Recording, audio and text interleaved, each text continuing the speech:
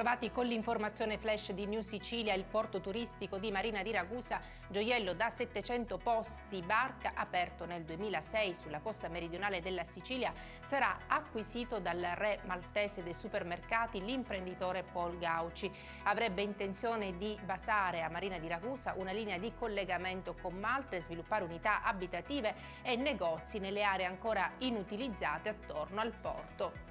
Dopo l'attacco ischemico transitorio, De Luca è stato dimesso dall'ospedale Martino di Messina. Tutti i controlli fatti sono risultati sostanzialmente negativi e adesso sono pronto a tornare ad occuparmi dei tanti progetti che abbiamo in corso. Lo ha dichiarato il leader di Sicilia Vera Sud Chiama Nord, ricoverato nei giorni scorsi in seguito ad un improvviso malore.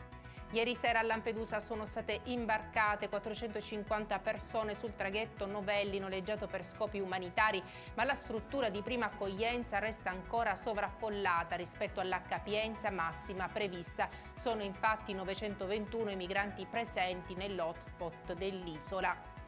Nella settimana dal 17 al 23 ottobre si registra un incremento delle nuove infezioni in linea con il territorio nazionale. Un aggiornamento sul Covid.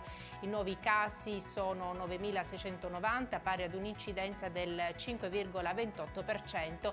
I tassi di nuovi positivi più elevati rispetto alla media regionale si registrano nelle province di Messina, Trapani e Siracusa. Le fasce d'età maggiormente a rischio risultano quelle tra i 70 e i 79 anni. Intanto per questa edizione è tutto, grazie per averci seguito e arrivederci.